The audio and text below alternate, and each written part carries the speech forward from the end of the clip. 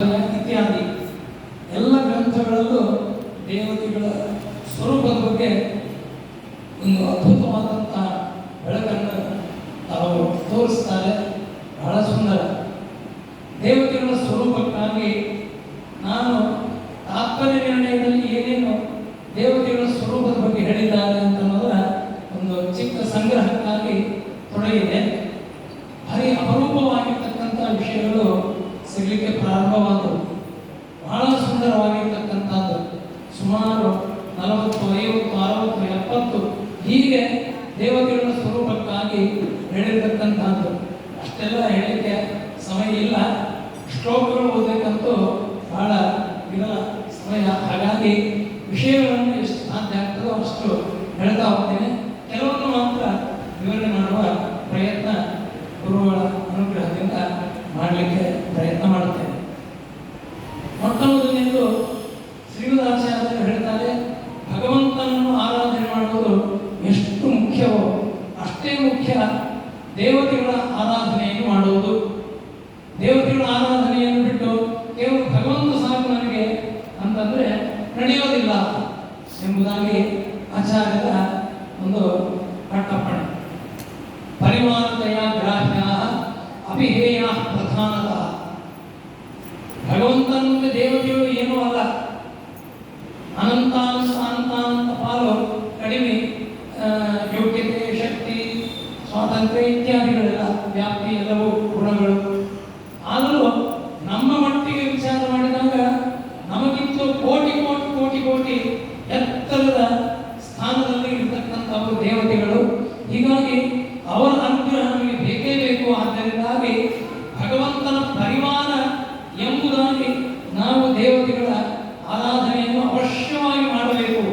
ದೇವತೆಗಳ ಆರಾಧನೆ ಇಲ್ಲದೆ ಕೇವಲ ದೇವರ ಆರಾಧನೆ ಮಾಡಿದರೆ ಅದು ದೇವರಿಗೆ ಪೂರ್ಣ ಮುಟ್ಟೋದಿಲ್ಲ.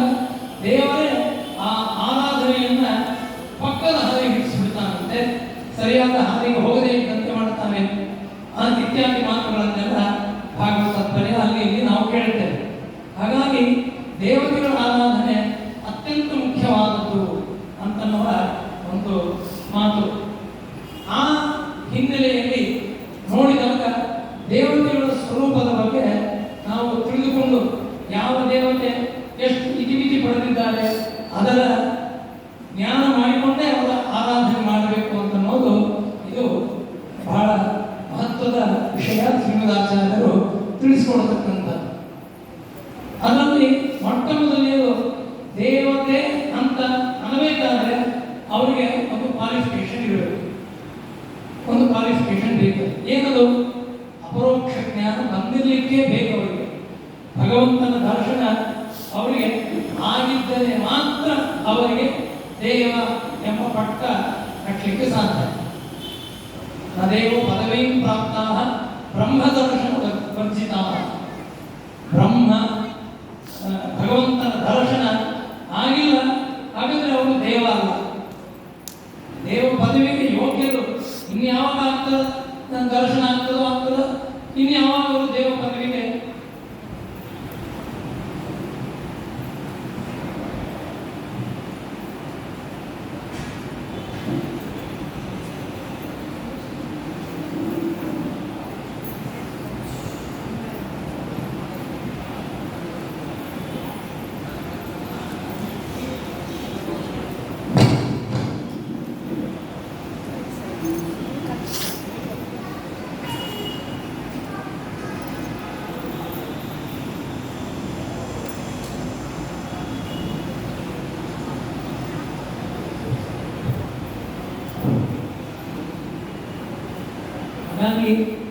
ದೇವರ ದರ್ಶನ ಎಲ್ಲಿವರೆಗೂ ಆಗೋದಿಲ್ಲ ಅಲ್ಲಿವರೆಗೂ ಅವರಿಗೆ ದೇವ ಎಂಬ ಪದವಿಯಿಂದ ಕರೀಲಿಕ್ಕೆ ಬರೋದಿಲ್ಲ